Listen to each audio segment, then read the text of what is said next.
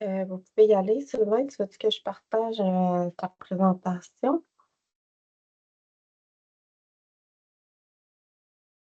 Oui. Bon, est-ce que vous m'entendez? Ah, Oui. Bon, bonjour tout le monde. Euh, alors, aujourd'hui, on va faire un petit webinaire sur le fameux EUDR, c'est le règlement sur la déforestation des forêts européennes. On va vous présenter surtout la plateforme que vous allez utiliser pour vous conformer à EUDR puis remettre aux clients européens, on appelle les opérateurs.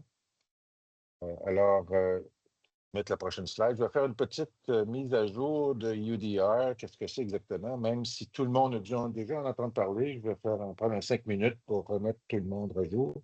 Et ensuite, on va tomber directement dans la plateforme, comment l'utiliser, puis comment la rendre accessible pour tous.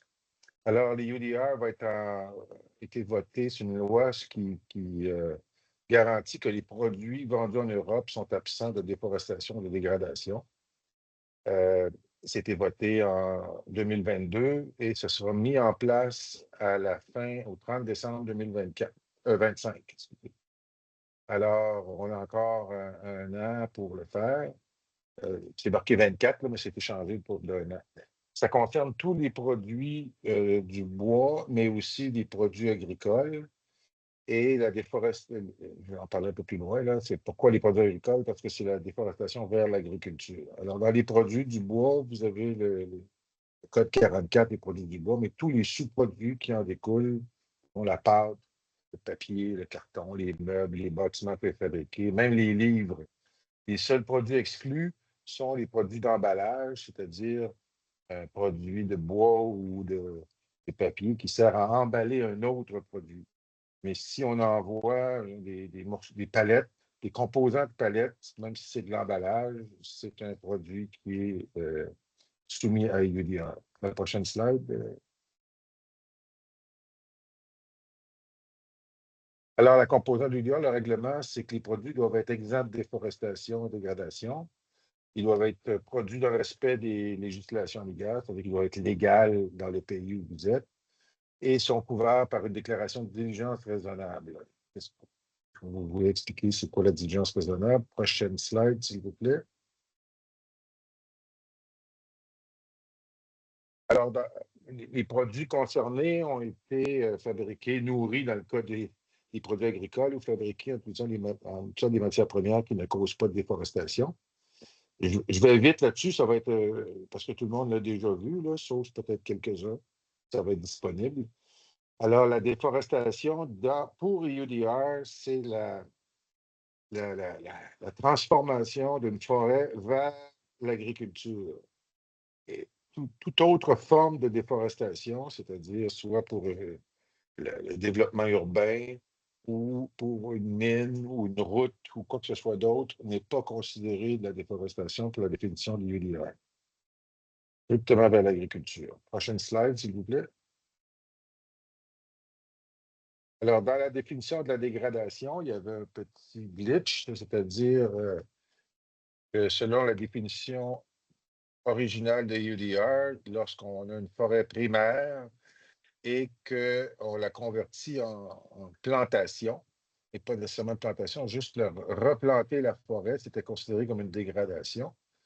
Alors, ce n'était pas un problème majeur pour le Québec et l'Ontario, mais c'était un problème majeur pour l'Ouest, où souvent les forêts sont replantées, même si c'est une forêt primaire.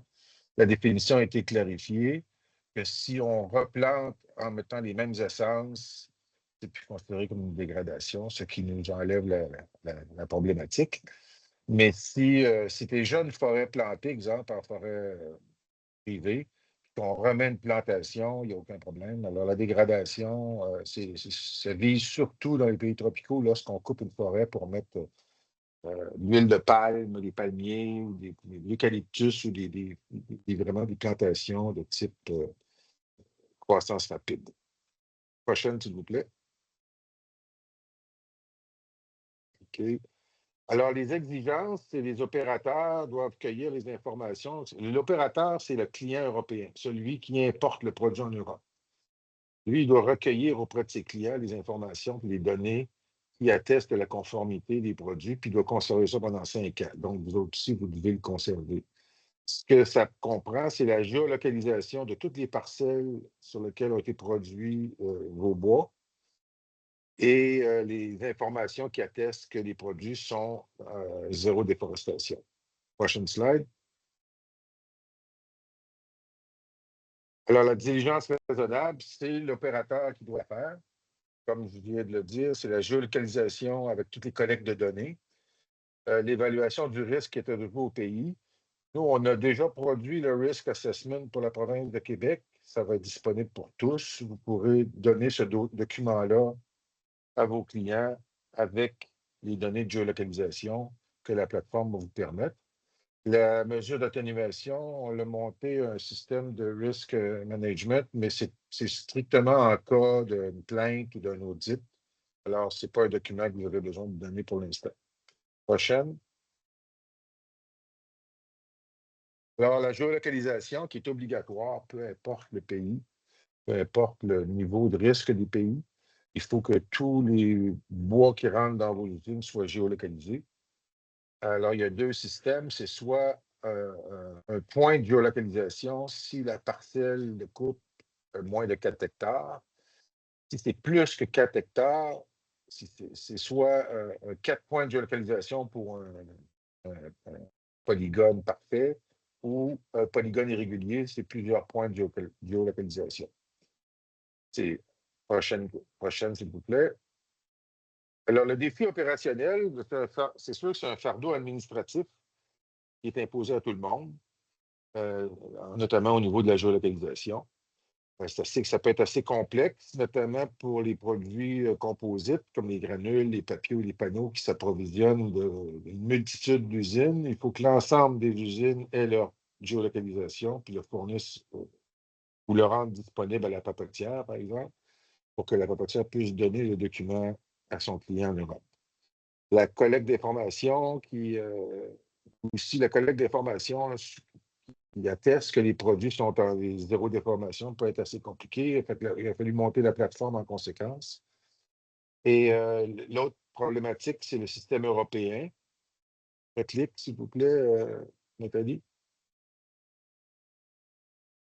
Alors, le format des données, quand vous allez avoir, vous allez voir comment ça fonctionne, là, lorsque vous allez générer un rapport avec toutes vos données de polygones, la taille maximale des fichiers qui est du GeoJSON qui est supporté par l'Europe, c'est 25 bits. Alors, c'est mégabits, fait que c'est pas très grand, mais c'est suffisant dans le concept de la façon que la plateforme va être montée pour que vous puissiez donner l'ensemble de vos données à votre client. Ça va être conservé sur la plateforme et avec les données d'information que le gouvernement du Québec maintient, autant au niveau des forêts publiques que des forêts privées. Donc, nous, on va le garder plus que 5 ans. Et on vous conseille à tout le monde de garder vos propres informations de vos approvisionnements dans vos banques de données personnelles de compagnie. Prochaine, s'il vous plaît. Alors, les objectifs, c'est ma dernière slide. Après ça, on tombe dans l'aspect pratico-pratique. Alors, l'idée, c'est de développer une plateforme sécurisée, qui est un outil là, pour soutenir l'industrie, puisse suivre leur approvisionnement et se conformer à l'UDR. Alors, la plateforme facilite le... Oups, ramène ça. Excusez-moi. Voilà. La plateforme facilite le transfert d'informations entre les fournisseurs et vos clients ou l'opérateur européen.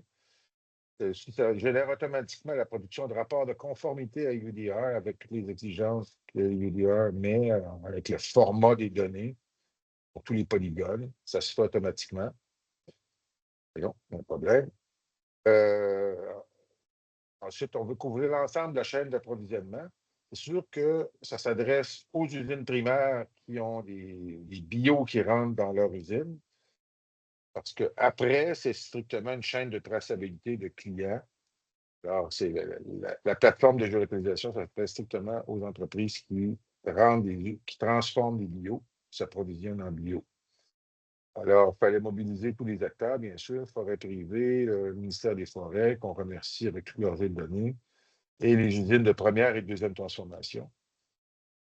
Pour que tout le monde comprenne, même une tapatière qui ajoute des copeaux normalement, ajoute aussi des bio de bois à pâte, donc ils doivent être dans le système. La plateforme va parler avec d'autres systèmes pour les gens qui ont déjà leur propre système de gestion de géolocalisation et qui veulent intégrer les petites entreprises qui sont leurs clients fournisseurs. Alors, je ne vais pas plus loin que ça au niveau de EUDR. Il y a plein d'autres détails. Gardez vos questions pour plus tard. On va aller tout de suite dans la présentation de la plateforme, comment ça va fonctionner. L'idée, c'est de rendre quelque chose de le plus simple possible. Vous avez le moins de travail à faire possible, juste rentrer vos données et que la plateforme fasse le travail pour générer des rapports, que ce soit sécurisé. Alors, c'était vraiment le but du projet qui est maintenant prêt à être présenté et à implanter chez les entreprises. Vous allez avoir un support aussi durant le reste de l'année là, pour ceux qui ont besoin pour l'implantation. Il va y avoir des vidéos, des tutoriels pour aider à l'utilisation. Je passe la parole à Pedro ou à Luc. Prochain. Bon, bonjour tout le monde. Moi, c'est Pedro Eboli. Je vais partager mon écran. Euh, bon, oui, voilà. Juste une brève présentation. Moi, c'est Pedro Eboli, chargé de projet au FORAC. Je suis le dossier UDR depuis 1 an déjà. Je vais faire juste une brève introduction en anglais aussi parce qu'il y a des anglophones dans le meeting. So, hello everybody. My name is Pedro Eboli. I'm from FORAC. I'm following this UDR project for over a year now, and this presentation will be shared with you in English. So, and if you have some questions in English, we will be able to answer you in the end of the presentation. Alors, continuons en français. Je vais pas répéter c'est quoi l'UDR. Sylvain a bien fait ça. Je vais pas répéter non plus les défis qui sont imposés par l'UDR. Sylvain a bien expliqué ça. Mais la présentation va être partagée. Et on a fait quand même une bonne synthèse de l'UDR, une bonne synthèse de tout ça, et vous aurez accès à cette présentation. Je vais aller direct au point le plus important. Oh ben, les défis imposés par les UDR. Bon, faut savoir que l'environnement réglementaire est en évolution. La notion de dégradation des forêts, l'interprétation de c'est quoi la dégradation des forêts, c'est en évolution. C'est un problème, ben, c'était un problème pour nous du Québec, du Canada, des États-Unis, mais c'était un problème pour nous, pour les gens aussi d'Europe. C'est la définition affecte la production forestière là-bas aussi. Fait que c'est une interprétation qui est en évolution. La dernière communication faite par les Européens a été favorable dans le sens que ce qu'on fait, l'aménagement durable qu'on fait au Québec et au Canada n'est pas censé être un enjeu de dégradation des forêts pour eux. Il y a le niveau des risques des pays en matière de déforestation et de dégradation. Le Canada est censé être classifié comme un pays à faible risque, ce qui va beaucoup simplifier les démarches pour démontrer la conformité, mais ça va toujours prendre de polygones, de points GPS en forêt et aussi de preuves de conformité. Défis opérationnels, bon, c'est un fardeau administratif pour tout le monde par rapport à la géolocalisation de la matière première, la collecte d'informations et des documents pour attester la conformité des opérations de récolte. Le système d'information européen est en évolution. Tout le monde est en mode un mode pressé pour livrer, les Européens aussi, nous aussi. Fait que nos systèmes d'information, ça évolue et on espère qu'ils vont être un peu plus flexibles de leur côté concernant le format des données supporté, le type de géométrie supporté, par exemple. À suivre, on suit ce dossier de très proche.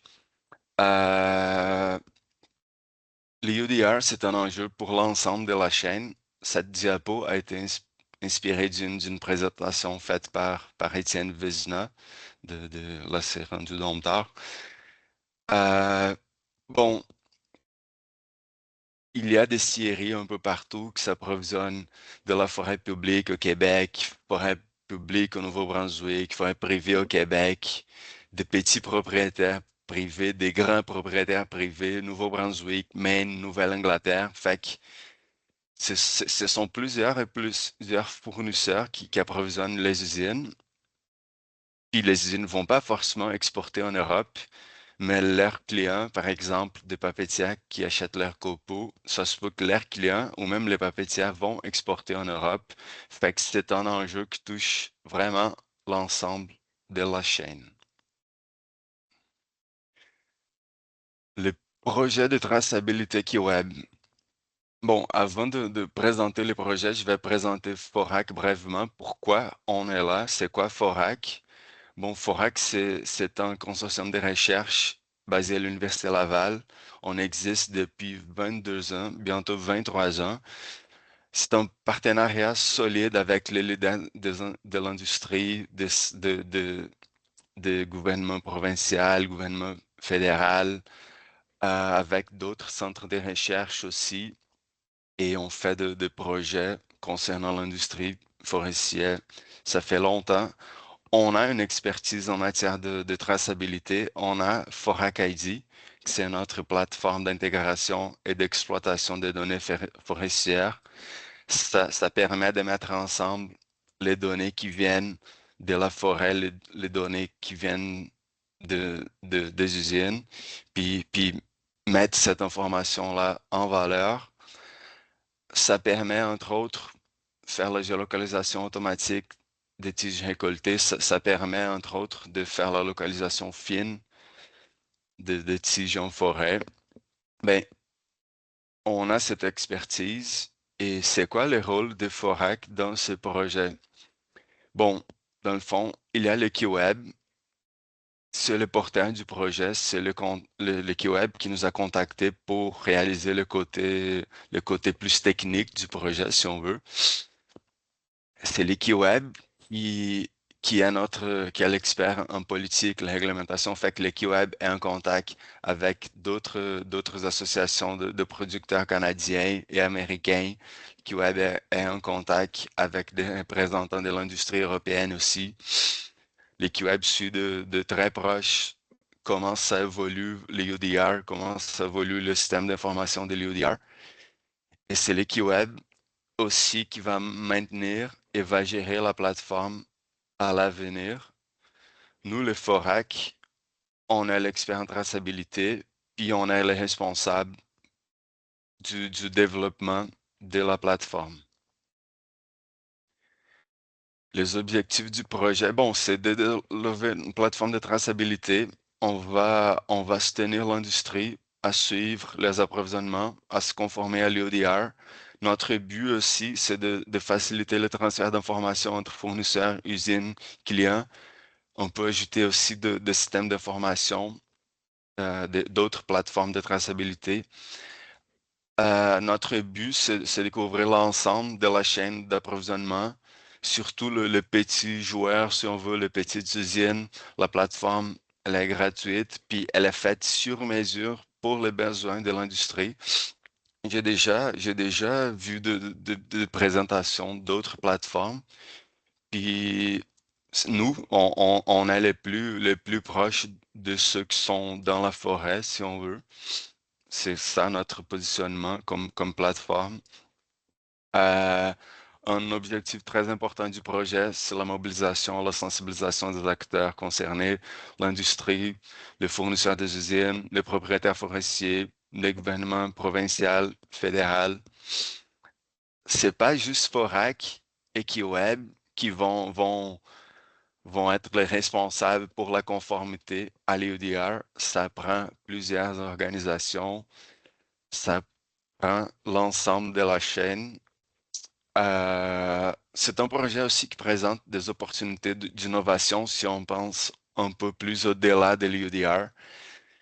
Fait que on va intégrer d'autres provinces dans la plateforme. Ça va permettre à faire des analyses de chaînes d'approvisionnement sur son forêt publique, forêt privée, visibilité des flux de fibres, de bois au Canada. Ça va permettre aussi une analyse plus fine de l'empreinte carbone, estimation plus précise des émissions, point d'origine-destination. Fait qu'on aura des distances de transport. On pourrait considérer aussi d'autres processus associés, la transformation en usine, les émissions, la consommation d'énergie de tout ça. Bon, parlons de la plateforme telle qu'elle. Les fonctionnalités de la plateforme. Euh, les gens peuvent importer des données, par exemple des fichiers de forme contenant des polygones de parcelles de coupe en forêt ou de points GPS aussi. Les gens peuvent importer des fichiers Excel contenant une liste de numéros de cadastre situés au Québec. Ensuite, la plateforme fait l'association de ce numéro de cadastre aux parcelles de traçabilité. Ben, dans le fond, à partir de numéros de cadastre, on va piger dans la base de données du ministère les contours de ces lots privés. Pour ceux qui étaient présents dans la présentation faite par le ministère de la couche de parcelles de traçabilité pour les UDR, il y avait quand même un processus manuel à faire, puis la plateforme fait ce processus automatiquement à partir d'une liste Excel avec le numéro de cadastre.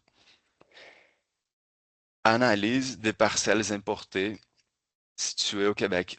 Bon, tout ce que ça tombe dans les unités d'aménagement, dans les aires protégées, dans les parcelles déclarées comme des parcelles agricoles, dans les terres de droit consenti, tout ça, on identifie sur la plateforme, puis on permet aux utilisateurs de téléverser des preuves de conformité, des plans d'aménagement, tout ce qui peut aider à répondre aux besoins de l'EUDR. Exportation des données.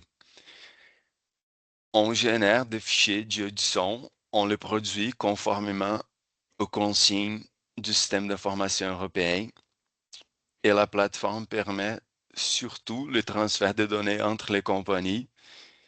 Une usine, par exemple, peut donner accès à ses fournisseurs, puis les fournisseurs vont compléter le portrait d'approvisionnement d'une usine. Puis cette même usine peut donner des accès à leurs clients, fait que les clients vont aller chercher le fichier GeoDuson, le rapport EUDR, si on veut, pour satisfaire le besoin de leurs clients européens. Fait que pour certains, la plateforme va servir comme un outil de traçabilité. Ça va servir aussi pour d'autres comme un outil de géolocalisation. Ça va servir comme un outil de transfert de données entre compagnies, entre différents systèmes d'information, différentes plateformes de traçabilité. Ça va servir aussi à stocker toutes ces données-là. Le format de données supporté. Bon, en ce moment, la plateforme accepte des fichiers de forme contenant des blocs de récolte ou des points GPS. L'importation d'un shapefile nécessite l'ensemble de fichiers associés. C'est le shapefile, mais c'est aussi la table d'attributs, puis la projection. Le fichier doit contenir au moins les 3 colonnes suivantes. Le nom du bloc unique. Des fois, surtout quand on parle de la forêt publique, il y a plusieurs blocs, plusieurs secteurs, un seul secteur, disons, composé de plusieurs blocs, puis les noms se répètent. On demande aux utilisateurs que ce soit un nom unique. Par exemple, si le secteur s'appelle, on va dire, lac bleu, on va demander aux utilisateurs de faire une petite transformation pour rendre le nom du bloc, par exemple, lac bleu /1, lac 2, lac bleu /2, lac bleu /3. Ça permet pour l'utilisateur de mieux gérer leurs données, puis ça permet aussi à la plateforme d'identifier précisément s'il y a eu des problèmes avec l'importation de certains blocs. Également, on demande aux utilisateurs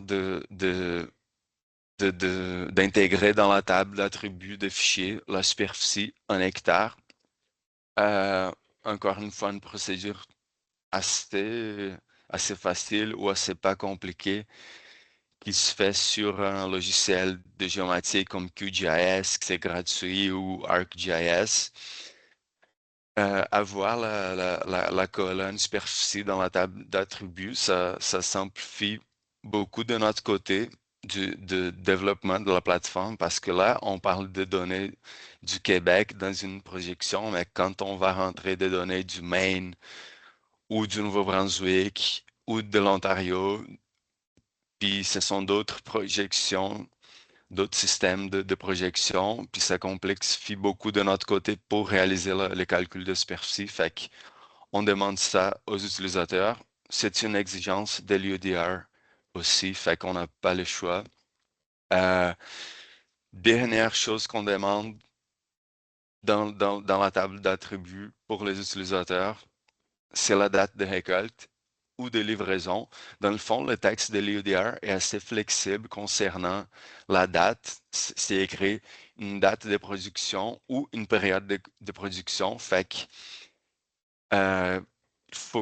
il faut que les utilisateurs rentrent une date, que ce soit la date de récolte ou de livraison. Puis ça, c'est encore une fois une exigence de l'UDR. On accepte des fichiers de forme de shapefile contenant des blocs de récolte ou des points GPS des autres provinces et des États-Unis. Ça prend, encore une fois, l'ensemble des fichiers associés, surtout la projection. Pour des données supportées, les fichiers Excel contenant des numéros de cadastre des lots situés au Québec. Fichier Excel classique contenant une colonne avec le numéro de cadastre, puis une autre colonne avec les dates de récolte ou de livraison. Ça, c'est un aperçu du fichier Excel. Même si on a plusieurs colonnes, ça va être utile dans l'avenir. En ce moment, ça prend juste le numéro de cadastre et la date de récolte ou de livraison. Ce template de fichier Excel, il est téléchargeable dans la page d'accueil de la plateforme. Je vais vous montrer ça tantôt. Les flux de données en amont de la plateforme. Bon, par exemple, pensons à une usine recevant des bois provenant d'une superficie forestière qui a besoin des origines de bois en forêt et des preuves de conformité. Ça serait moins compliqué pour ceux qui sont détenteurs de garanties d'approvisionnement en forêt publique au Québec. Mais ça peut être un peu plus compliqué si on pense à la forêt privée, par exemple. Fait que les usines ont plusieurs fournisseurs, entrepreneurs et groupements qui peuvent avoir la donnée, des entreprises d'aménagement qui peuvent avoir la donnée, des grands propriétaires forestiers qui, des fois, font une planification annuelle puis peuvent fournir des shapefiles, des preuves de conformité, des plans d'aménagement signés par un ingénieur forestier, par exemple. Syndicats peuvent avoir des données à fournir, des petits propriétaires également, d'autres usines. Là, on parle de gestion de cours à bois, par exemple. Fait qu'au lieu de l'usine appeler chacun de ses fournisseurs, ça peut monter à 100, à 10, 20 ou 30. La plateforme peut simplifier la démarche. Fait de l'autre côté, les fournisseurs, au lieu d'envoyer l'information à une vingtaine d'usines, ils vont rentrer l'information dans une seule place, une seule fois, puis l'usine va piger l'information dans une seule place, une seule fois. Ça permet le transfert de données entre compagnies. On est en train de développer un système d'API pour permettre le transfert automatique de données. Fait qu'on peut programmer, le fournisseur, par exemple, va pouvoir programmer, à chaque vendredi en après-midi, on va envoyer les données d'un fichier, d'un dossier d'un autre ordinateur direct à la plateforme. Puis de l'autre côté, l'usine peut programmer, disons, samedi matin, on va aller piger dans la plateforme nos données qui ont été rentrées par les fournisseurs, tout ça d'une façon automatique. La plateforme fait l'association de points d'origine, de numéros de cadastre au polygone correspondant. On analyse les parcelles de récolte importées. On permet le téléversement des preuves de conformité. On génère des fichiers audio du son produits conformément aux consignes du système d'information européen. Les flux de données en aval de la plateforme.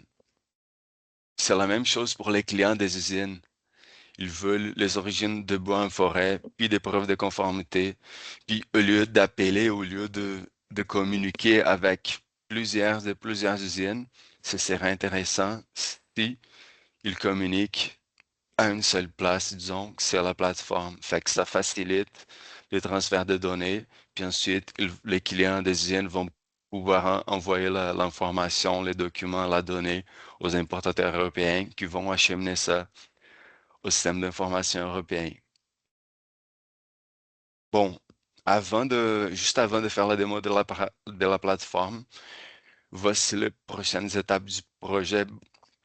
Bon, on fait l'amélioration continue depuis le premier déploiement. Fait que depuis janvier et jusqu'à mars 2026, on va continuer à améliorer la plateforme, surtout en fonction de commentaires qu'on reçoit, tout ce qui peut aussi servir à optimiser l'expérience de l'utilisateur.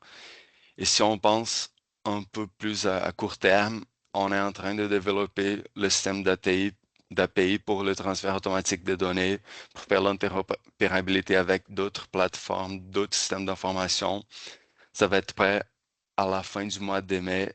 Ensuite, on va intégrer tout ce qui est des données du Nouveau-Brunswick. Dans le fond, on va faire la même chose qu'on fait pour le Québec. On va faire pour le Nouveau-Brunswick, géolocalisation de parcelles de forêts privées aussi. Ça, c'est prévu pour la fin du mois de juin. Ensuite, on va continuer à intégrer des données des autres provinces et des provinces américaines aussi. On va être plus actif là-dessus dans le sens d'aller parler aux personnes ressources de ministères de Nouvelle-Écosse, Ontario, par exemple, Nouveau-Brunswick, dans le but d'avoir les données qu'on a besoin. On va essayer de faire pareil pour les États-Unis, même si ça risque d'être un peu plus compliqué en ce qui concerne le partage de données, par exemple. Bon, là, je vais vous faire la démo de la plateforme. Ça, c'est nos informations de contact. Vous pouvez nous contacter. Vous pouvez contacter à moi pour avoir accès à la plateforme. Il y a aussi Rémi qui est notre programmeur en chef qui développe tout ça, puis qui va être une personne importante au moment où les gens veulent se connecter automatiquement à la plateforme par le système API.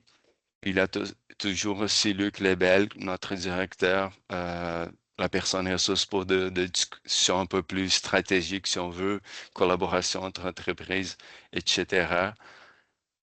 Bon, Pedro, je t'interromps un peu juste pour préciser de quoi concernant les États-Unis. Les Américains contestent un peu le système européen, mais ils ont décidé d'implanter une géolocalisation par county. Il y a un county qui est une information qui est disponible dans les Bill of Lading de tous les vannes de bio. Et on peut aller jusqu'au township. parce que la carte des townships est disponible. On a fait des tests là, avec certains industriels. Fait qu'on on va être capable d'aller aussi au township. Au lieu de faire un cadastre, les townships, c'est une carte définie. Tu fais juste mettre le nom du township, puis la géolocalisation se fait automatiquement dans la plateforme. On ne sera pas capable, les États-Unis ne veulent pas aller aussi bas que 4-5 hectares qui est permis pour des raisons politiques. Mais on va détourner ça avec le township, qui est un gros polygone, mais qui va être l'information qui va être acceptée en Europe, là, selon selon ce qu'on sait. Ouais, merci Merci. Sylvain. Ouais, dans le fond, l'information la plus précise, ça va être toujours les shapefiles contenant juste le polygone où la coupe a été faite. Ça, c'est le plus précis, mais pour les cas où cette information n'est pas forcément disponible, par exemple, les États-Unis, on peut quand même fournir un polygone plus grand si on veut. Puis là, on peut aller au niveau du township ou sinon au niveau du county en fonction de l'information que l'utilisateur aura. Fait que là, je vais vous montrer la plateforme. On la développe en anglais et en français. Ben, je vais continuer en français. Je vais connecter mon compte. Pour la première utilisation, il faut accepter les conditions d'utilisation. Ça, c'est la page d'accueil. On a des ressources téléchargeables, les guides d'utilisateurs, puis le template Excel pour l'importation d'origine de forêt. Voici les informations de compte. Fait que ça, c'est les informations à moi. On peut voir ici que je peux accéder au profil de la série XYZ. Ça, c'est une série fictive. C'est juste pour faire la démonstration de la plateforme. Je suis un gestionnaire, fait que je peux importer, exporter des informations. Mais si j'avais un accès de type fournisseur, j'aurais, je vais pouvoir juste importer des informations, mais pas d'exporter. Puis si j'ai un accès juste de type client, je pourrais exporter des informations, mais pas importer. Si c'est le jeton d'accès, dans le fond, ça c'est c'est la clé pour ouvrir la porte du système d'API, du système de transfert automatique. Puis créer un jeton d'accès, c'est comme si l'utilisateur va créer sa clé pour accéder, pour ouvrir la porte, disons. Les blocs de coupe. Bon, là, on va rentrer des données. Là, on va rentrer un shapefile contenant l'ensemble de fichiers associés qu'on voit bien ici. On va s'importer. Importation incomplète, c'est normal. C'est fait pour que ce soit comme ça. Dans le fond, la plateforme, elle est flexible pour lire les différentes colonnes dans la table d'attributs de fichiers. Fait que l'utilisateur peut associer le champ, le nom du bloc du cube, par exemple, à ce champ qui c'est propre à son fichier. Pour ce cas, ça s'appelle block name dans les données. Chez un producteur, on a une colonne avec producer name, mais l'utilisateur peut aussi rentrer un producteur par défaut. On a des exemples ici. On va utiliser producer name. La date, les chiens date de récolte, bon, ça c'est la harvest date dans notre fichier. Le champ superficie area, la plateforme a identifié qu'area veut dire superficie. Puis on accepte, on importe tout ça, on voit nos données. Ça, c'est des données fictives, c'est juste pour vous faire la démonstration de la plateforme. On voit ici, par exemple, un bloc qui est dans une unité d'aménagement. On voit c'est laquelle, on voit le nom du bloc, la date, la superficie, le producteur. On peut téléverser une preuve de conformité, par exemple, un plan d'aménagement, si on veut. On peut modifier les informations de ces blocs, ben, le nom, le producteur, la date de récolte. On peut les supprimer si on veut. On peut aussi voir les informations de l'ensemble de l'importation. Fait que 12 blocs importés, aucun bloc a été ignoré. S'il y a des blocs qui ont été ignorés, ça se passe souvent à cause de polygones qui ont des lignes qui s'entrecroisent. C'est un problème pour nous, puis pour le système d'information européen aussi, fait qu'on les ignore, mais l'utilisateur peut accéder au journal de l'importation, puis savoir quel bloc a été ignoré. C'est pour ça aussi qu'on demande que les blocs aillent en nom unique, puis ensuite l'utilisateur va pouvoir corriger ça dans un logiciel comme QGIS ou ArcGIS.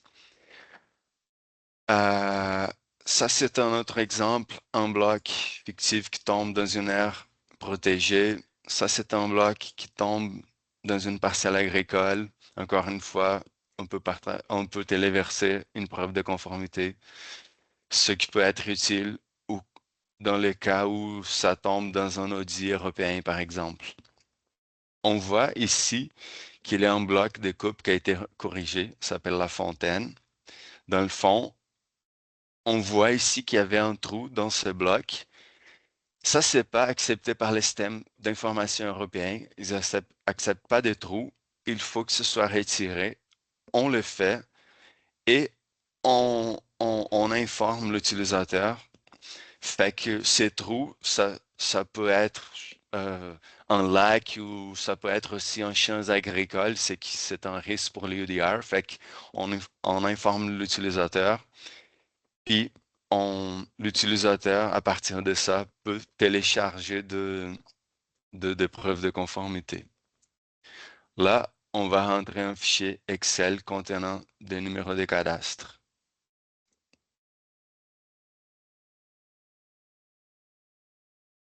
Ouais, c'est fait. C'est bon. On voit les blocs ici. Fait qu'à partir d'une liste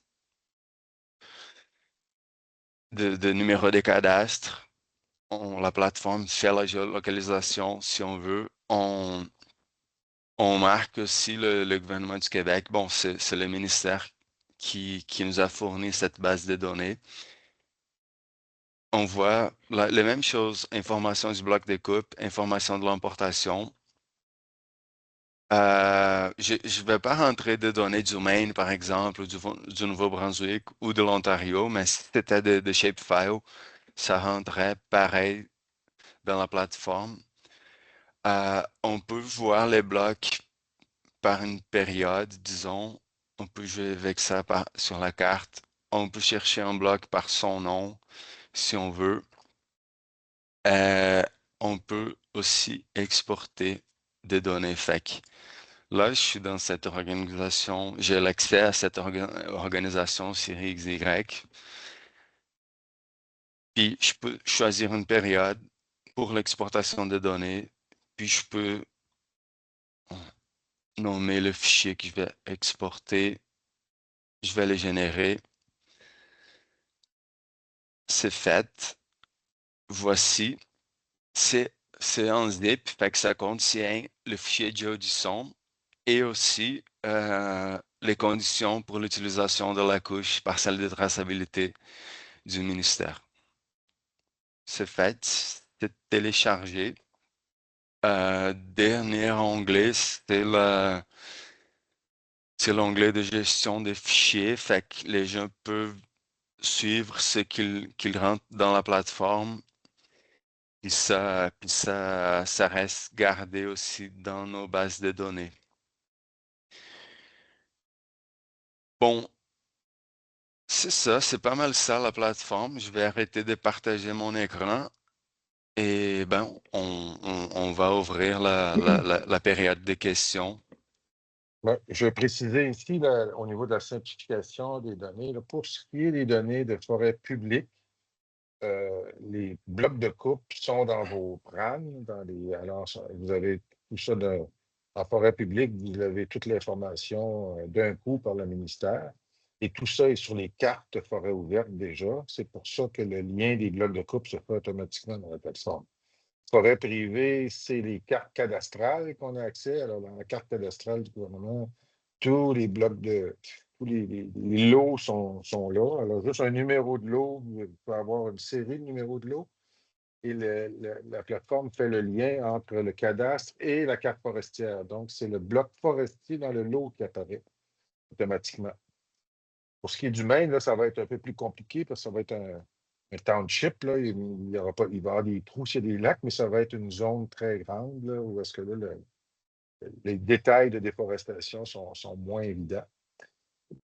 Pour ce qui est de l'importation, je sais que tu peux parler, Pedro, on a d'autres systèmes partenaires comme PG, avec les balances qui ont déjà les données lorsque c'est pesé, puis ils vont être partenaires, alors ils peuvent transférer l'ensemble de leurs données pour un fournisseur au client directement. Peut-être qu'il faut en parler aussi, Pedro, là, pour expliquer. L'idée, c'est de mettre ça le plus simple possible pour que les petits industriels puissent rentrer leur bloc de forêt publique avec leur PRAN, les forêts privées, soit via PG ou directement avec les numéros de cadastre. Et les identifications de géolocalisation se font automatiquement. C'est ça l'idée. Vous n'êtes pas à travailler pour essayer de trouver comment ça fonctionne. Peut-être Ouais. PG, tu peux en parler un peu, Pedro? Ouais, ben on rencontre différentes entreprises qui ont de systèmes d'information ou qui ont acheté des systèmes d'information. On les rencontre, on discute comment on pourrait mettre tout ça standardisé, si on veut, comment on pourrait faciliter que toute cette information-là soit transférée de façon simple pour les fournisseurs des usines, pour les usines, puis pour les clients des usines aussi.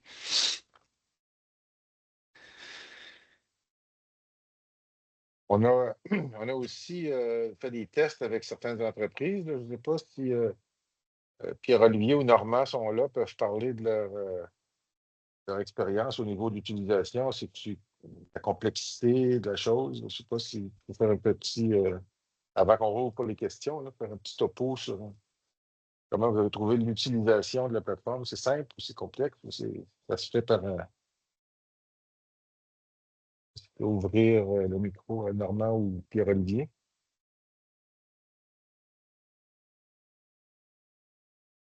Si vous êtes là, s'il vous plaît, levez la main. Ça va vraiment m'aider à pouvoir ouvrir votre micro.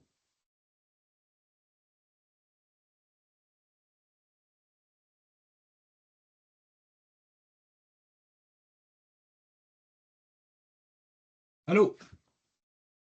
Oui. Vous m'entendez? vas-y. Excellent. Oui. Oui. Est-ce que Normand est là ou... Oui, j'ai autorisé le micro aussi. Bon, excellent. Donc, oui, donc nous, on travaille main dans la main avec QWeb Forac depuis déjà quelques semaines, voire quelques mois. On teste nos sources d'approvisionnement, on teste la plateforme. C'est sûr qu'il y a encore des petits ajustements à faire, mais on progresse, on dirait, de semaine en semaine, là. Faut dire qu'on a un excellent soutien de l'équipe QWeb Forac par rapport à ça. Pedro est vraiment commis à la tâche. Sinon, comme je vous dis, on teste les multiples sources d'approvisionnement, que ce soit des deux côtés de la frontière ou que ce soit aussi les différents types, que ce soit forêt publique, forêt privée. Je vois pas beaucoup d'embûches là, directement. Ça chemine. Euh, Pas trop inquiet, là. Je pense qu'on est en de bonnes mains. Il y a encore des petits ajustements, comme je vous dis, là, au cours des prochaines semaines, prochains mois, là, mais on devrait être opérationnel là, au courant de l'été, là. Donc, ça se poursuit. Nous, c'est mes commentaires pour aujourd'hui, là. Je pourrais peut-être vous en dire plus au CIFQ là, à la fin mai, là, dans le cadre d'une présentation plus formelle.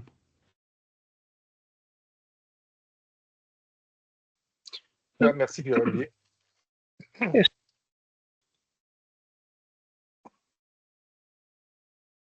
Mais Normand? Oui, est-ce que vous m'entendez? Oui. Oui, bon, regardez, moi, peut-être le petit complément d'information, là, PO a donné l'essentiel. Je tiens à mentionner qu'effectivement, c'est un fardeau administratif, là. C'est pas de gaieté de cœur qu'on travaille là, très activement dans ce dossier-là. C'est un objectif. On n'a pas le choix. Fait qu'on va aller de l'avant avec ce dossier-là. On a testé plusieurs provenances, la petite forêt privée, la grande forêt privée. Nous avons testé, la forêt publique, en fait, on a testé beaucoup d'éléments là, de particularités là, parce que chez Groupe Lebel, on touche à peu près à tu sais, autant du Nouveau-Brunswick, Maine, les autres États aussi. On touche également en tout cas, bref, on a touché à plusieurs éléments. La plateforme est robuste. Fait que ça, là-dessus, ça va bien. On est rendu au rapport ou ces éléments-là que Groupe Lebel, nous autres, on ne s'est pas encore tout à fait impliqués, mais ça va aller, on y va. L'autre élément que je voudrais peut-être préciser, là, l'information que Sylvain a demandé à Pedro, là, qui pourrait peut-être donner plus d'informations, c'est le lien avec PG ou avec d'autres firmes. C'est de prendre l'information que la plupart d'entre vous avez déjà sur la balance. Tu sais, votre forêt publique, vos grandes propriétés privées, vos gros achats, là, c'est de rendre une espèce de bouton poussoir qui va faire en sorte que notre information de nos balances vont se retrouver automatiquement à l'intérieur de la plateforme QWeb. Fait que ça, c'est un lien. On est en discussion présentement avec PG parce que PG, par le biais du système Félix que la plupart d'entre vous avez déjà, ben, cette information-là est captée dans nos balances ou est captée par le système d'achat de bois. Ça fait que dans les deux cas, c'est là qu'on demande la participation de PG pour pouvoir le pousser sur la plateforme QWeb. C'est bien évident qu'il existe d'autres plateformes aussi là, que les gens peuvent utiliser. Puis les papetières ou les grands utilisateurs, eux, viennent se charger sur la plateforme. Donc, là, c'est là qu'il reste encore des liens à faire, que Pedro va s'assurer que les systèmes, que les plateformes se communiquent pour que la grande hélicoptère là, des papetières viennent puiser l'information nécessaire là, quand ils vont aller outre-mer. C'est ce que j'avais à vous dire. Au niveau pratique aussi, lorsque vous vendez en Europe, soit directement ou indirectement, c'est l'importateur européen qui a le fardeau du due diligence. Vous autres, vous devez juste lui donner l'information qu'il a besoin. Lui, c'est la liste des géolocalisations que vous avez, donc vos GeoJSON, qui va être un format fait par la plateforme. Et aussi le risk assessment, on le fait pour la province de Québec. Là. Alors, il n'y a pas de risque de déforestation au Québec. Les zones sont identifiées. On a un document. Vous pouvez lui donner ça. Alors, là, ce que je comprends de l'Europe, c'est que vous pouvez le donner une fois, parce que vous avez un shipment répété. Là, vous avez, je ne sais pas, vous avez 200 containers à livrer, mais vous pouvez le faire une fois à votre opérateur en Europe. Vous n'aurez pas à répéter ça à chaque chargement là, après. Là. Ça va être rentré dans le même système. Mais à chaque année, il va falloir remettre à jour. Mais vous n'aurez pas, ce ne sera pas quelque chose à fournir à chaque fois. Si c'est le même opérateur avec la même grosse commande, ça peut rentrer dans le même système. C'est ouvert aux questions. Je ne sais pas s'il y a des. Sylvain, j'ai une question dans le Q&R. Est-ce Oui. que la plateforme est connectée à Trace via un API? Non, pas en ce moment. Comme j'ai mentionné, le système européen est en évolution. Nous, on ne peut pas nous inscrire dans le système d'information Ok. officielle. On ne peut pas faire ça, mais ils ont disponibilisé dans la semaine passée ou la semaine d'avant un système parallèle, disons, justement pour que les gens puissent tester le système. Puis on est là-dessus. Si on a la porte verte pour connecter à Traces, on le fera. C'est juste que c'est pas encore clair pour nous, ni pour les gens qui ont accès au système Trace non plus, parce qu'on est en contact avec eux. Tout ça, c'est en évolution. Puis, en tout cas, de notre côté, si la porte est ouverte, on va rentrer. C'est juste qu'on ne sait pas si la porte va être ouverte. D'accord, j'ai une autre question de Jean-François Desbiens. Je vais autoriser le micro. Allez-y. Oui, bonjour, merci beaucoup. J'ai 3 questions, elles sont quand même assez simples. Un, M. Labbé, vous avez dit dès le départ que le règlement rentre en vigueur à partir du 30 décembre, pas de 2024, mais 2025. Oui. Pourquoi nos clients nous demandent des données depuis l'année passée?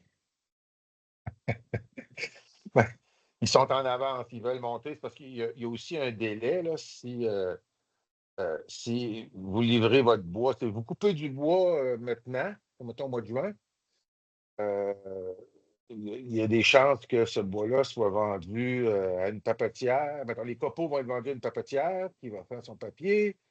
Peut-être que la livraison de la pâte ou du papier va se faire en février 2026. C'est que le bois qui est coupé tout de suite, fait que c'est pour ça qu'il y en a qui commencent d'avance, là.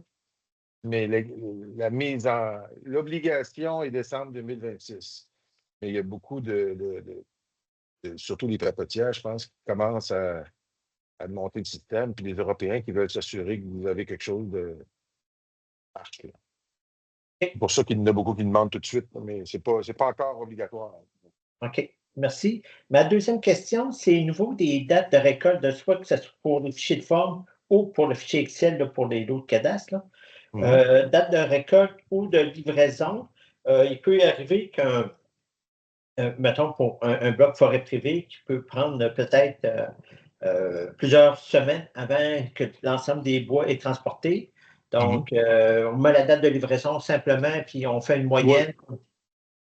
Oui, parce que si mettons que Joseph Arthur a coupé son bois, là, tout le sait pas, lui, là, il a fait ça dans le dernier mois, là, puis on ne va pas savoir la date exacte, là, il va te dire ça n'importe quoi, là.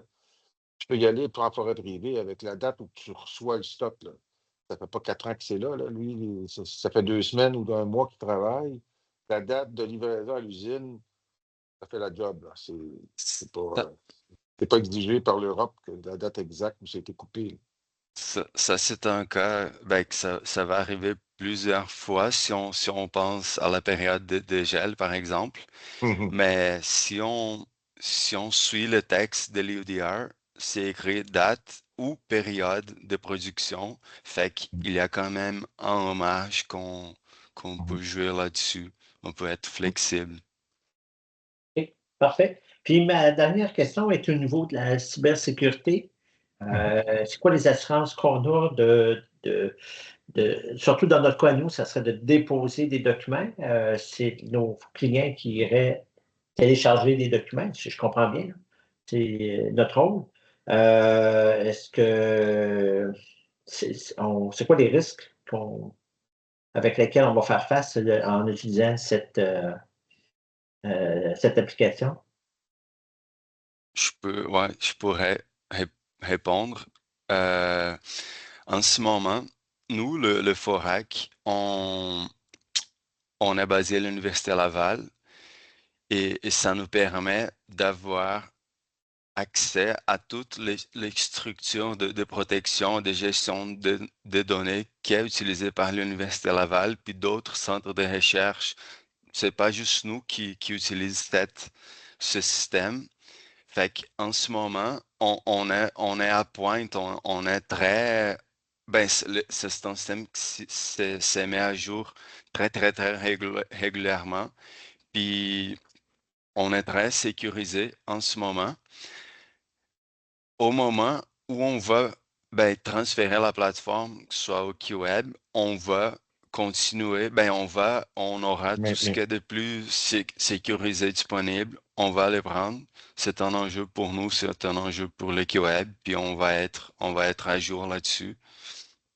Ouais, chacun, vous allez avoir votre accès, là. Et personne d'autre peut aller chercher vos données sans que vous donniez un accès. Puis ça, ce n'est pas un accès permanent non plus, là.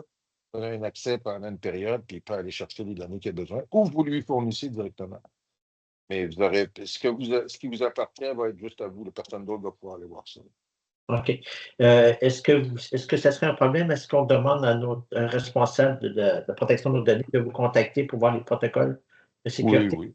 C'est pas un problème. C'est avec toi, Pedro, qu'on va le mettre en Oui. ligne?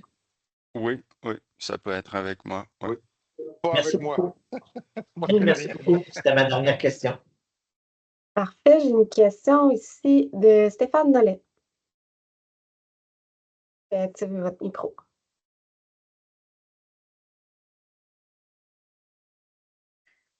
Monsieur Nollet? Non, on a une autre question, le QNR. Est-ce que la plateforme est disponible? Si oui, où pouvons-nous la trouver? Merci. Oui, elle est disponible. On fournit de droits d'accès progressivement. Ouais, on devrait inclure le lien pour accéder à la plateforme dans le site qui est web. Et aussi, il faut il faut me contacter en ce moment, justement, parce que il y a tous les enjeux de sécurité et en ce moment, c'est pas un processus automatique, c'est manuel. On va vraiment vérifier si c'est la bonne personne pour avoir accès à la plateforme. Fait que vous pouvez me contacter à moi. On est encore dans la période de test. Il faut dire, on a fait le test avec le Bell. On va faire un test avec des gens de feuillus. Ça provisionne principalement aux États-Unis. On va faire un test avec une tapetière. C'est ça, là, on est encore dans le montage. L'idée, c'est que lorsque les tests seront finis, que ce soit le plus user-friendly possible, le plus facile. Non, mais ceux qui veulent commencer à travailler dedans, justement, appeler Pedro, demander l'accès. Et à un moment donné, on va le rendre ouvert, là, plus large là, à tout le monde. Ouais, on est en mode amélioration continue, disons, puis on voit différents cas, puis on intègre ces différents cas dans la plateforme. Fait que, mais ouais, c'est ça, ça évolue pour tout le monde, hein, ça évolue pour vous aussi, c'est un défi pour tout le monde. C'est un défi pour les Européens, c'est un défi pour le système d'information européen, puis tout le monde est en évolution. En tout cas, on va dans la bonne direction et la plateforme est devenue assez robuste. Puis c'est ça, vous pouvez me contacter pour avoir d'accès puis pour faire des tests.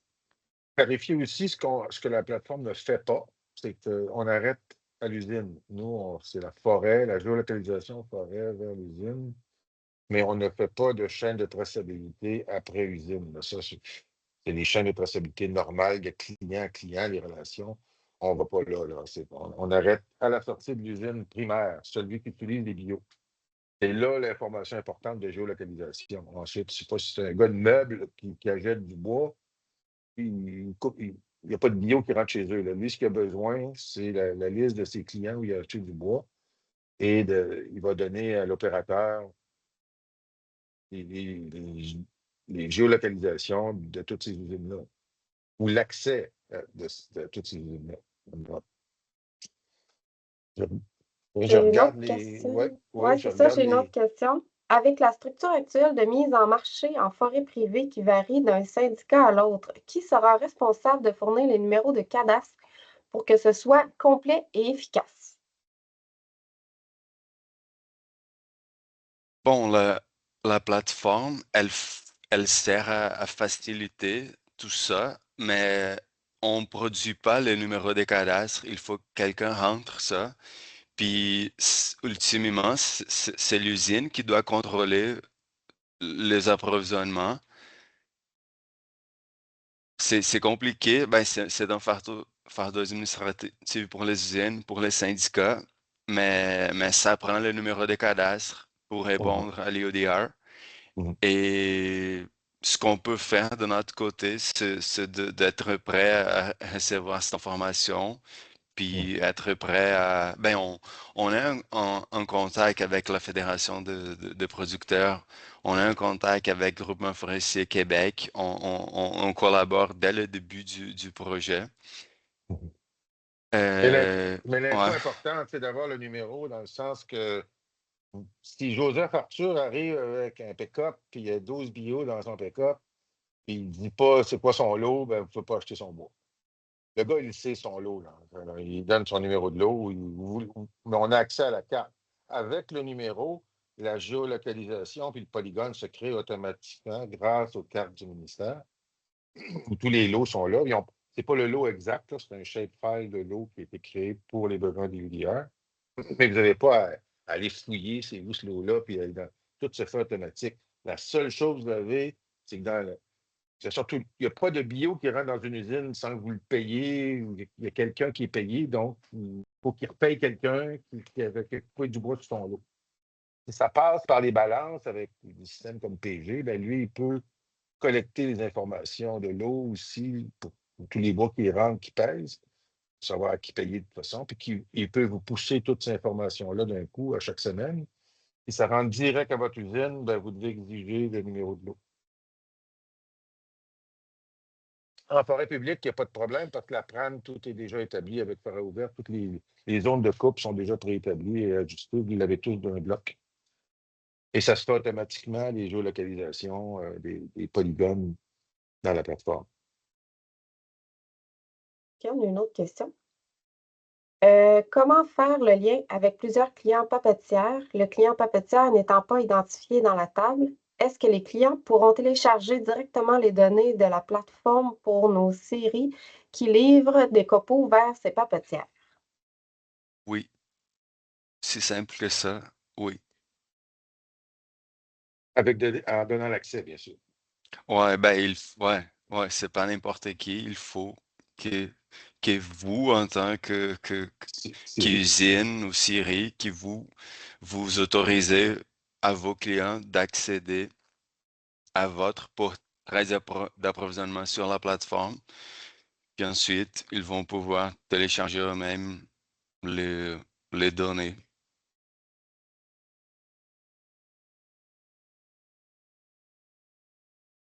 OK. Petite précision, les PRAN, je ne sais pas si je l'ai dit comme il faut, ne sont pas disponibles sur forêt ouverte. C'est Isabelle Legault qui dit. Oui, non, c'est ça. C'est chaque usine qui a sa PRAN à elle. Là. On ne peut pas avoir les données des autres, mais chaque usine a ses données à lui de son approvisionnement pour son usine. Oh, ouais, c'est ça. Ben, pour la forêt publique, les bénéficiaires de garanties d'approvisionnement, c'est beaucoup moins compliqué pour ce cas, mais ça devient un peu plus compliqué pour la forêt privée, puis ce qui concerne les autres provinces et les États-Unis.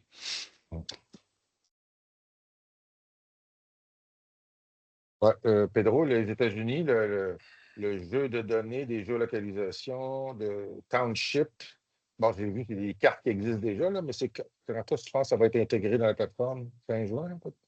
À fin de l'été, ouais. OK. Avant ça, on va intégrer le Nouveau-Brunswick. Puis la façon que ça va fonctionner, ça va être pas mal un fichier Excel avec une colonne où l'utilisateur va pouvoir écrire le township ou le county, ça va dépendre des cas. Puis ensuite, on va aller piger dans une base de données les polygones correspondant à ce township ou à ce county. C'est la même procédure. C'est pas mal la même procédure pour le numéro de cadastre. C'est juste qu'au lieu d'avoir un numéro, ça va être le nom du township ou du county. Il y a une question en lien avec les questions de Dave et Jocelyn. Il y aura un fardeau administratif à récolter le numéro de l'eau, mais la preuve de conformité sera d'autant plus difficile à obtenir pour, par exemple, un PAF, ou une prescription. Je ne sais pas c'est quoi, un PAF, mais Est-ce qu'on prévoit d'intégrer dans la plateforme la couche des PAF actifs en forêt privée ou des prescriptions faites par un ingénieur forestier pour aller chercher des subventions ou remboursement de taxes en forêt privée? Pedro? Oui, oui, j'ai présenté ça dans la démo de la plateforme. Les gens peuvent téléverser des PDF, que ça peut être de plans d'aménagement ou d'autres informations. Il y avait une question, je vais quand même partager mon écran parce que ça va être plus facile à répondre. Ben, c'est ça qui est écrit dans le texte de l'EODR. Tout ce qui peut être de règles relatives aux forêts, tout ce qui peut toucher aussi les droits des peuples autochtones, c'est ce que les gens, euh, ce sont des preuves qui doivent attester la conformité. Puis c'est une chose que les clients européens vont, vont, pourront demander parce que ça rend, on va dire, la production plus en conformité avec l'UDA. Ça va assurer les clients. Fait que tout ce qui peut servir à assurer vos clients, ça peut être un Ouais. avantage concurrentiel, si on veut. Ouais. Je précise ici qu'on a fait, on est en train de le finaliser, le Risk Assessment pour la province de Québec au complet. Alors, vous allez l'avoir, c'est un gros document de 250 pages, mais c'était obligatoire pour l'ancienne règle européenne qui était EUTR, c'était pour la preuve de l'égalité des bois pour qu'on respecte les réglementations.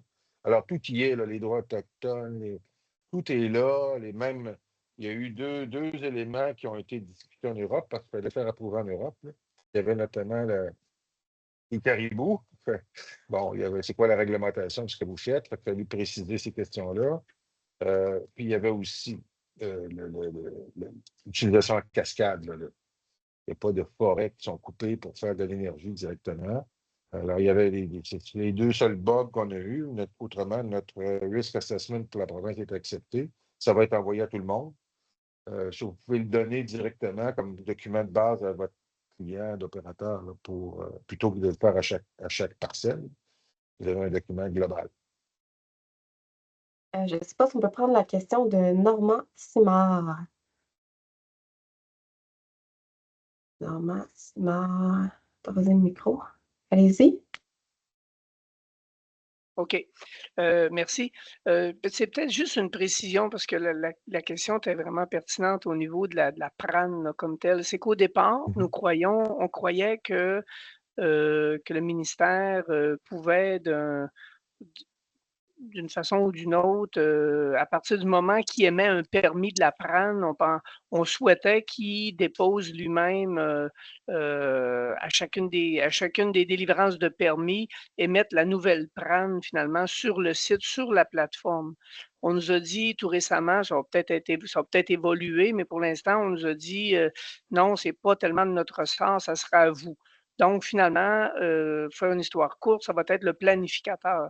Ça va être celui qui s'occupe de le contact, là, l'aménagiste là, qui est en direct avec le ministère là, c'est lui qui reçoit la PRAN autorisée. Ben, ça va être un réflexe d'aller la déposer sur la plateforme. Ça fait que tout ça va être toujours actif. Puis, éventuellement, on va probablement conserver les PRAN de l'année précédente et des années précédentes. Puisqu'on va évoluer dans le temps, on va avoir les PRAN des années précédentes, minimalement celles de l'année d'avant, parce qu'on le sait qu'en juin, quand on camionne du bois, ben, il provient des secteurs de la PRAN de l'année précédente la plupart du temps. Puis, on fait qu'on étire notre bois comme ça, là, le bois qui est en inventaire. Puis après ça, on embarque le transfert de bois se fait sur la PRAN nouvelle, là. Fait que je pense que c'est des petites technicalités à régler, là, mais je pense que ça va assez bien à ce niveau-là. Une autre question. Via la plateforme, le fournisseur pourra téléverser les SHP des coupes de bois et l'usine concernée pourra les télécharger. J'ai une question. Si oui, est-ce que UDR exige une technologie spécifique pour la géolocalisation des coupes? Encore si oui, ce serait intéressant d'avoir un champ dans la table attribuant les SHP spécifiant cette technologie de collecte. Pedro? Normand, moi, je ne connais rien là-dedans. J'essaie de trouver. C'est qui a posé cette question? A. Wittenberg. OK. OK. C'est dans le chat, Pedro, et Ouais. non dans les Q&A. Ouais. Fait que, donc, via la plateforme, le fournisseur pourra téléverser le shapefile. Oui. L'usine concernée pourra le télécharger. Oui. Est-ce que l'EDR exige une technologie spécifique pour la géolocalisation des coupes? Ce qu'ils exigent, c'est un fichier GeoJSON. Puis il y a ce fichier GeoJSON doit avoir des colonnes avec la superficie, par exemple. Et ces fichiers, ben, le type de le format de polygones qui sont dans ces fichiers GeoJSON qui seront envoyés au système européen. Ils ne supportent pas des trous, par exemple, ni des lignes qui se superposent, ni juste des lignes comme ça.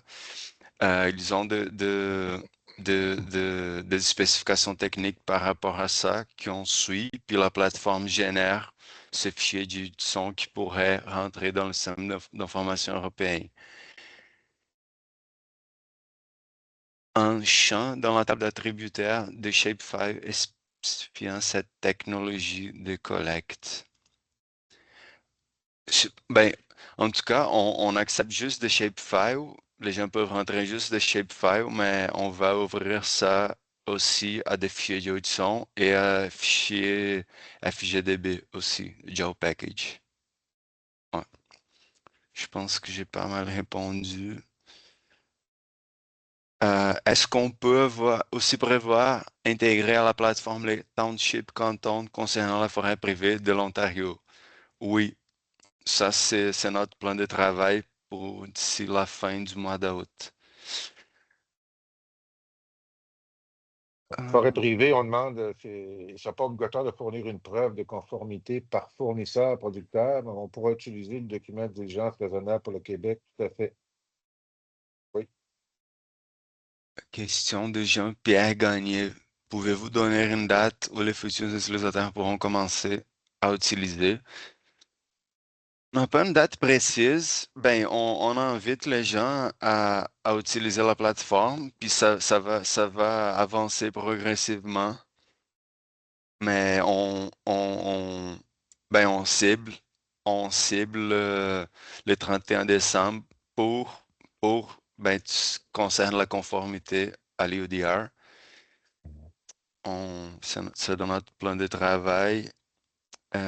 Question de Dave Chouinard. Pour la forêt privée. Oui, j'ai répondu. Ouais. OK. Ça serait rendu à Alain Gagnon. OK. Ça pourrait être Isabelle qui répond à qui la responsabilité de la rectitude des infos par les producteurs forestiers privés au cas où il y a une information erronée.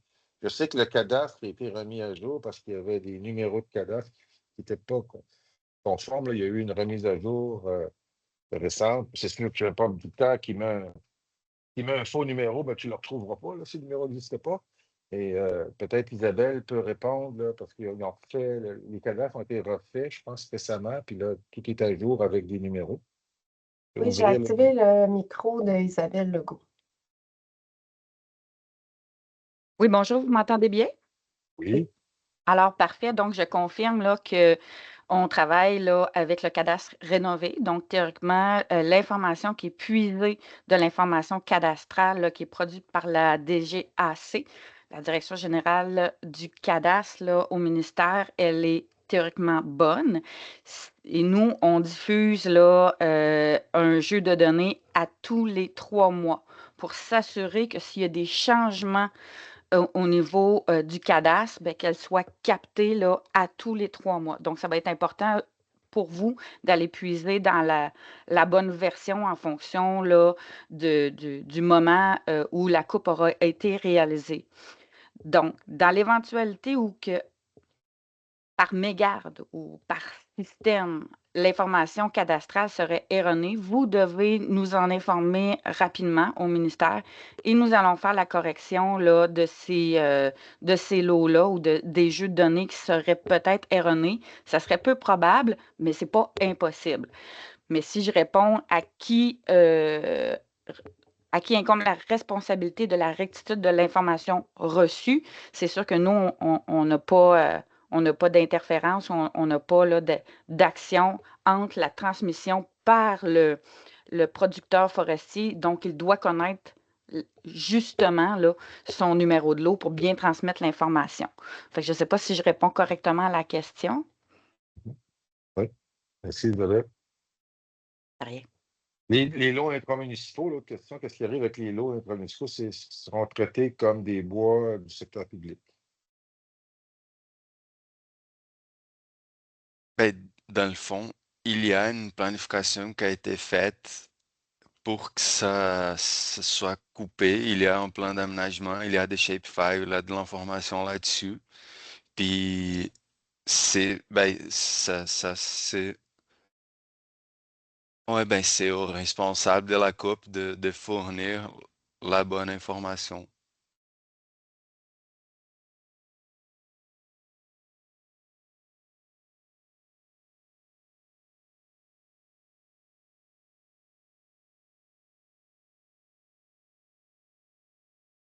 On ne semble plus avoir d'autres questions. Est-ce que tu veux conclure, Sylvain? Oui, ben là, est-ce que. Ah, c'est pas vrai, Sylvain, je m'excuse. Stéphane Lemay a levé la main. Oui, vas-y. Allez-y, M. Lemay. Oui, M. Lemay, il n'est pas présent malheureusement, mais il n'y a pas de problème. Dans le fond, moi, je voulais savoir, nous, on n'est que privé, mais exemple, des fois, on a des chantiers qui vont avoir, exemple, 70 voyages qui rentrent étirés sur 1 mois et demi. Est-ce qu'il faut que j'aille mettre dans mon fichier Excel chaque voyage qui rentre avec la date qui a été livrée ou je le rentre une fois, puis c'est tout? Une fois avec tous les numéros de lot correspondants. Oui, puis ouais, une fois, mais ça, c'est important de distinguer la destination. Ben, j'imagine que ça va être, si ces bois sont livrés à différents endroits, il faut distinguer ça. Ah, ben ça, nous, ça serait comme, exemple, juste, je le rentre une fois pour tous les voyages qui vont rentrer, exemple, ici à Cyril-Lemay. Pas besoin de le rentrer d'autres. Exact. OK, parfait. Puis vu que nous, c'est du privé, c'est que le fichier Excel qu'on vient exporter qu'on importe dans le QWeb, non pas? Dans la plateforme, oui, exact. Les numéros de lot. La géolocalisation des shapefiles se fait automatiquement avec le numéro de lot. OK, parfait. Merci.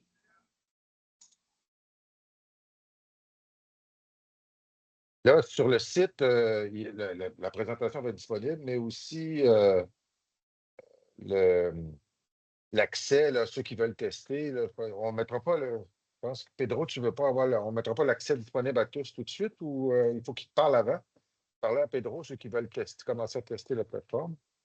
Mais sous peu, durant l'été, ça va être vraiment ouvert à tous, avec un tutoriel aussi pour rappeler les petits détails, comment rentrer.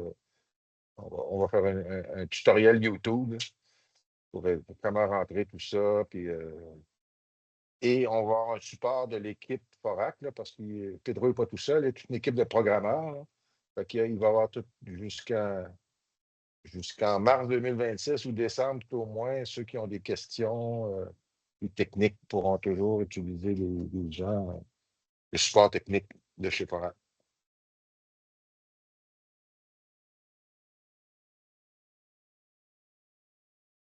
Ah oui, il faudrait mettre les informations de Pedro, peut-être. Oui, je pense que dans la présentation, les adresses email de Pedro, Luc sont là, je pense. Ah, OK, Oui, ouais, on peut l'ajouter aussi sur le site en dehors de la présentation si tu préfères, Pedro. Ça va peut-être être plus facile. Et Pedro vient de le mettre le lien. Dans le chat aussi.